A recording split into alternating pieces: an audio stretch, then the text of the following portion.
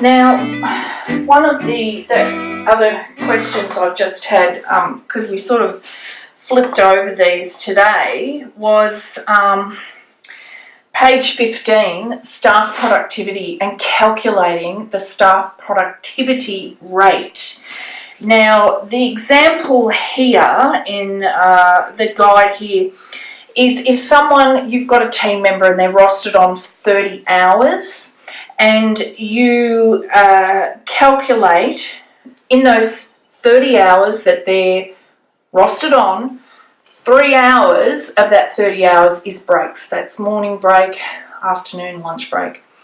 And so they're productive for 27 hours.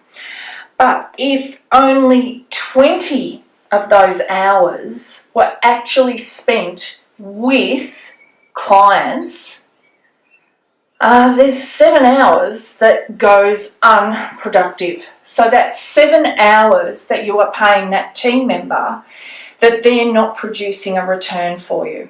So this is another really, really key KPI that you need to track, because there's nothing worse than being overstaffed, because we all know that wages is the biggest expense that we have in our business. And when it comes to the wages as a percentage of the expense in your business, you need to be keeping that around the 30% mark, okay? So if you're earning, $100,000 for the month, 30,000 of that is going to wages. If it's 50,000 going to wages, you're overstaffed, you've got problems somewhere else, okay? You've got to take into account all the other numbers to see what's going wrong there. So staff productivity, you need to watch that. The other thing that we were going to had a question on, that's right. So rent. When we were looking at the break-even number that we were looking for, and you're working out all of these key numbers in your business, your rent needs to be, and this is set by the Australian Taxation Department as a benchmark that you should be aiming for. So if you are, it's in the book there, you've got that on page 21. So say you're turning over between 200 and 400,000 annually, then you want to be looking somewhere between 11 and 19% of that is in rent. So if you're turning over more than 400,000 in a year, your rent should be somewhere between 10 and 17%. In my first salon, my rent percentage was, it would go up to 60% some months. I mean, my rent was crazy. It killed me, my rent. So you have to be, I know, nearly $7,000 a month. My rent was debilitating. So that's another percentage that you need to keep in mind. We touched on wages as well.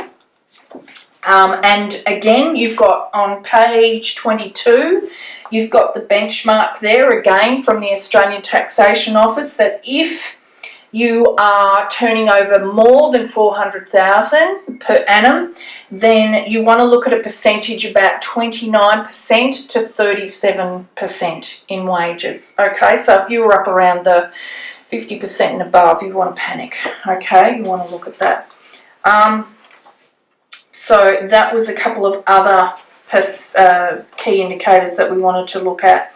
And of course,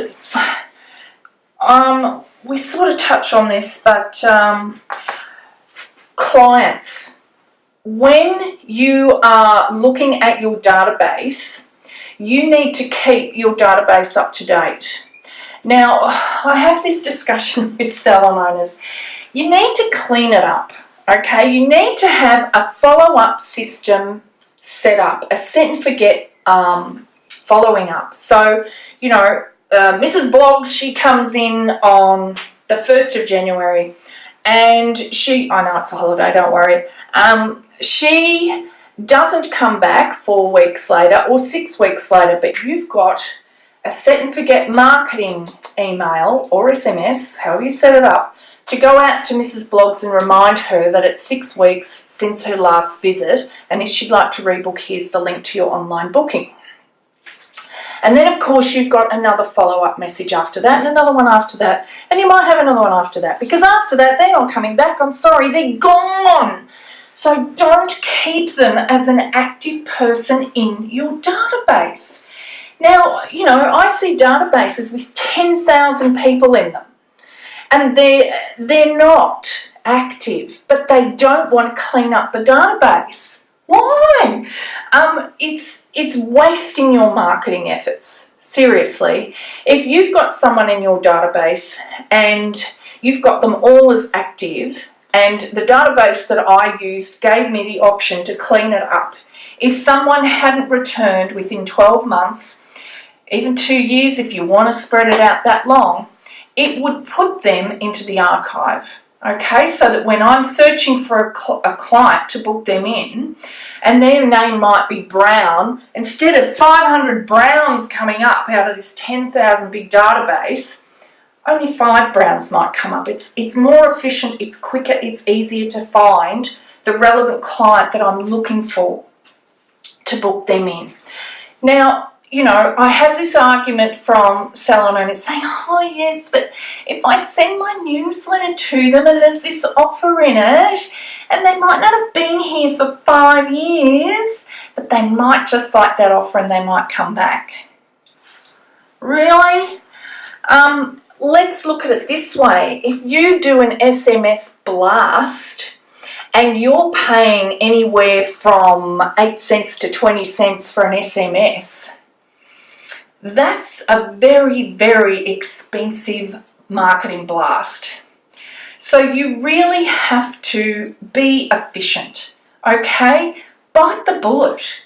If you're worried about not having this 10,000, you know, clients showing up in your database, and you clean it up and all of a sudden you've only got 500 clients in there, that's your starting point, okay? Build on it. But, you know, you've got to get realistic. You've got to clean it up. It will be far more efficient, okay? And it gives you a true indicator of where you are, all right? Now, if you want to, you can send all of those people off to a different list. Make a list in MailChimp, something like that, Active Campaign. Make yourself some lists of those clients that have fallen off. They haven't been back for 12 months, 2 years, you know, a decade, whatever it is.